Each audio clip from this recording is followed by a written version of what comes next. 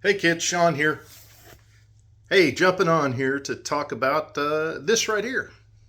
It's the new YouTube channel. Video number one on the new YouTube channel. What's it going to be? Well, I don't know.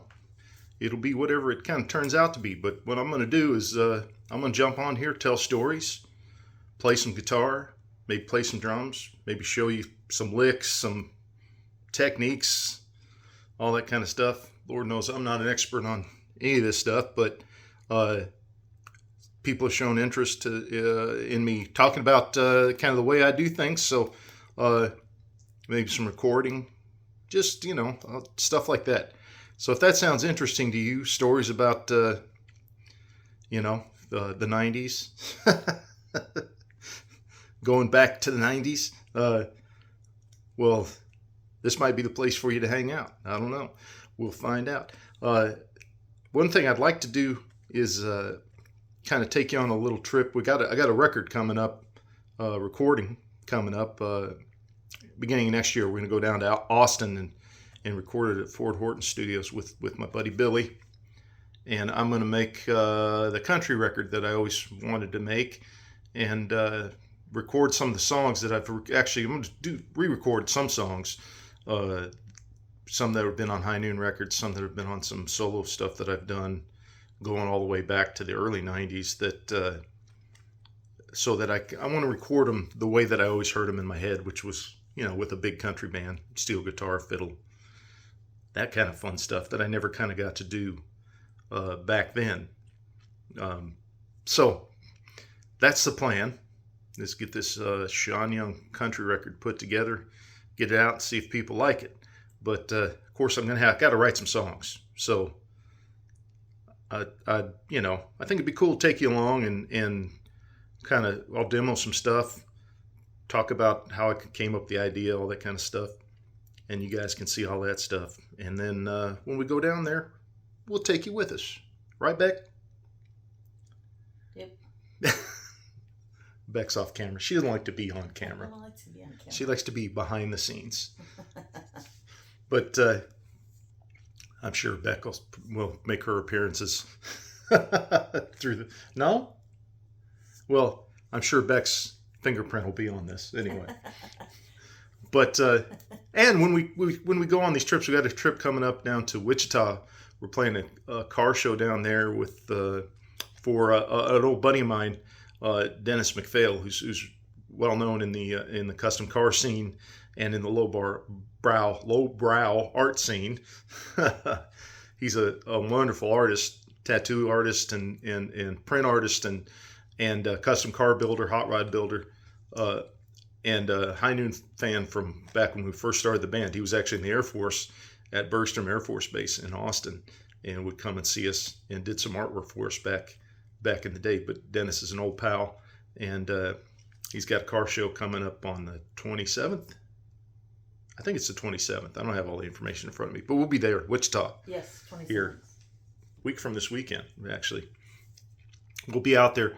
Got Jorge Herrada playing bass, electric bass with me, and Aaron Malasco on drums. So really cool little trio. We're going in unrehearsed, just with passing around the recordings that I've got. I'm not worried. Both those guys are stone cold pros, so we'll go down and do that. Got a gig this weekend in Worcester with the Swingin' Strikes, who are Jeff Katz and Theo Arnson, the guys that I play with here locally. And we also have a 45 coming out on Swell Tune Records very, very soon. So keep an eye out for that. The A-side is a new song called With You in My Arms. It's a Buddy Holly sounding thing. Wow, go figure. Shaun wrote another Buddy Holly sounding song. Again, like I say all the time, I wear that influence on my sleeve. Biggest influence in my rock and roll and kind of poppy writing, for sure, is Buddy Holly. So, and then the flip side is a tune by my old buddy Pete Nolte, who passed away last year. A song that he did with Bob Street, and they actually put out on 45 years ago. It's a song called "You Never Give Me a Chance," and always loved that record. and I wanted to cover it in tribute to Pete, and so we got to cover that on the flip side, on the B side coming out. Yeah, so that's kind of what's going on. I'm gonna split this up into 2 videos because I don't want these things to get too long. But I figured we'd start off with a new song that I wrote. It started in the car, just driving around. That's when stuff like this hits me, and usually when an idea like hits me in the car, I grab my phone and just hit the voice recorder app and either talk the lyrics if a melody isn't coming with it, or if the melodies come, I'll sing a little piece of it, little pieces of it, so that I'll remember it, because I won't remember it. I have ADHD and my short-term memory is really bad, and but if I can offload it, I can come back to it and usually start to make sense of what I was doing, and get it kind of pieced back together. And that's what I did with this song. Hit me just driving home from, I believe, from a rehearsal with the Swingin' Strikes. And so I put a little bit of down, and then a couple days later I went back and listened to it, wrote down the lyrics, and came up with a melody. And I probably played it twice since then. So we're still kind of in the development of it. But I've got it down pretty solid. I just got to find the right key, and then we'll see what happens. So we'll do that in the next video. How about that? Real quick before we get going, this is because people say they want to hear about equipment too. The air conditioning just came on. That'll sound good. It'll kick off here in about 2 seconds because we're in New England. But this is my Kinshirf Custom, there it goes. My Kinshirf Custom High Noon model guitar. This was built custom for me in 1990 by luthier Jamie Kinshirf, who's a world famous luthier out of the hill country in Texas. And the way that this kind of came around was when Kevin and I came down from Colorado to Texas. We had I had a crappy rockabilly band called the Shifters, and got Kevin to play bass for that crappy rockabilly band. And we came down to Austin when we were 19 because the Denver music scene was pretty small and not really happening, and Austin was just mind-blowing.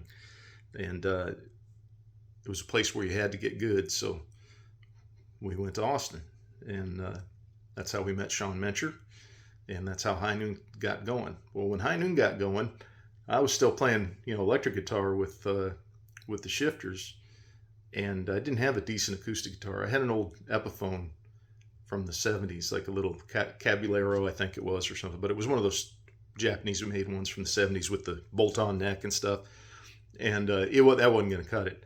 So we had seen the picture of Gene Vincent with his rancher, and you know that picture I'm talking about, where he's got it all slung all low, and he's kind of looking up, and he's got a throat scarf on, he's looking all cool, and there's a big hole blown in the top of it that hole was from a cherry bomb or an M80 or something like that firework that Dickie Harrell threw into the guitar. Those guys, if you ever read any books about them or got to talk to them, like we got to talk to Dickie, they sounded like they were nuts. They were all teenagers, and they loved throwing fireworks. They even cut a access panel in the back of the van that they were in, bus that they were in, where they could drop them out the bottom. So they exploded into cars behind them, all kinds of crazy stuff. But anyway, that Gretsch guitar, we thought it was just the coolest looking thing that we'd ever seen. And to remind you, this is before the internet, so you couldn't look things up like you can now. So you just look and you look at the headstock, and what is that thing? Gretsch. Oh wow, that's like the guitar Brian Setzer plays, right? It's a Gretsch. But anyway, make a long story longer. Shaun had seen one at a guitar store out in California. So I sold my 58 Chevy for, I think it was for I sold it for $1,000. I got a hold of that store and I bought that Rancher for $1,000. And they sent it out to me. It was a 1968. And oh man, I got it. It was so cool looking. I thought, oh man, this thing's so cool. You know, the gold pick guard, and you know, it just had the neoclassical markers and stuff. It wasn't the Western style Rancher, but yeah, cool looking guitar though. And I thought, man, this is it. But it didn't sound very good. Didn't sound very good at all. Those guitars are made, you know, they're plywood. The nut on the bridge was actually wooden, like an archtop saddle, and that's what they sound like. They sound like more like an archtop than a flat top guitar. So they sound good for, you know, kind of chunky, that type of rhythm. Yeah. If you're doing like Western swing rhythm or something, they sound pretty good for that. But like big open chords, they don't sound like a Gibson or a Martin or anything like that, especially the 60s ones. The ones from the 50s, because I had a 58 later. I later traded that 68 and a little bit of money for a 58 Rancher, and that guitar sounded pretty good, but its bridge had been modified and it had a bone saddle. But that's another story for another time. So the plan was something that looked as cool as a Gretsch but sounded good. Jamie Kincher to the rescue. He built this guitar for me. They took our buddy Herman the German's, and that's another story I'll have to tell sometime about Herman the German, if you haven't heard of Herman the German from Austin. Herman, guitar collector, great guitar player, crazy character. He had a 56, or it was 55 or 56, I can't remember now. But it was one of the Western motif Ranchers. And he brought it in there for me, and they copied the inlays and just kind of the overall aesthetic with some changes. If you'll see this right here, this guitar has herringbone around the in the binding, kind of like a D28, and actually around the sound hole too. Jamie told me he called Collins to ask him, hey, how would I bend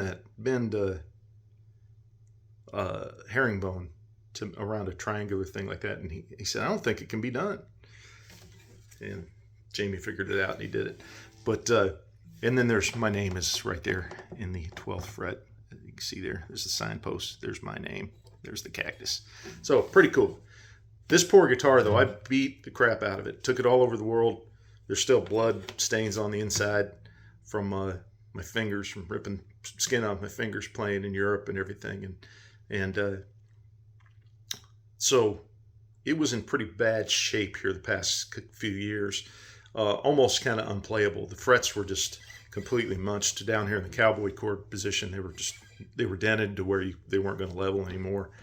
You know, the neck needed some tweaking on the truss rod, things like that. The second, this is the third pair of tuners I've had on this thing.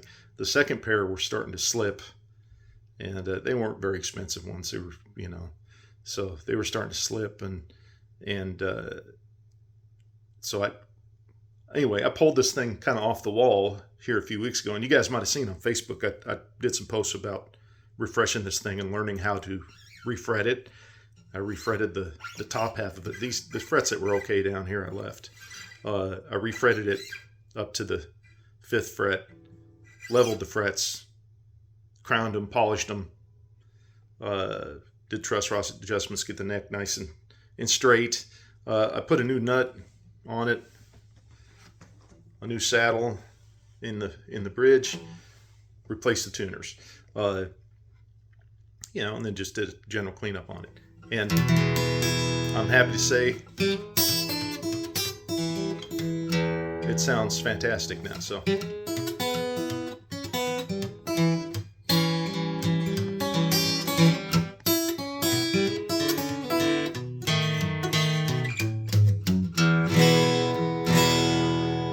does. Anyway, so that's the guitar. Welcome to the YouTube channel. If you like stuff like this, stories and things, music coming, subscribe. Subscribe. Kind of let me know, you know, what questions you'd like to answer and all that kind of stuff. Comments down below, all that kind of thing. Shoot me a PM on PM, DM, what do they call them now? PM or DM or what is it now? Private. It used to be private message, but what, direct message? Is that what DM means? Yeah, I don't know. Wait, what are you talking Just about? not a BM. That's the only thing I'm asking. I got one of these from Beck. Anyway, subscribe, and you know, we'll take you on some trips. We'll run around the Lazy BS Ranch. We'll just have some fun at the new Shaun Young YouTube channel. Before I leave you, we got another plan. I know that a lot of you, you know, watch my stuff on Facebook and stuff because of you know, of my views on world happenings, politics. We're gonna talk a little bit about that too, but not here. There's a plan in place, and we're working on it. That myself and my old buddy Roger Wallace, who is a great country singer, and another former Austinite who he's gone home to Knoxville here a few years ago, and he's back in Tennessee. Just because Austin, unfortunately, is pricing everybody out. All the people that made the music scene cool back in the day are getting priced out, and none of us are spring chickens anymore. So we got to kind of start thinking about where we're going to end up. And so Roger's back in Tennessee, but Roger has some pretty strong views on some things, as I do, and we've been talking about just you know, we got to figure it out because neither one of us are tech gurus, that's for sure. But if we can figure out how to record like a Zoom or something, or what, I don't know what we're going to do, but we're going to figure it out. We're going to sit around, we're going to talk baloney like that, and maybe have some guests. I don't know, whatever we can do, and we'll talk about music and everything too, because that's part of what we do. But so look for that coming up, and hey, check out this second video, and I'll play you this new song. All right, cool. See you then.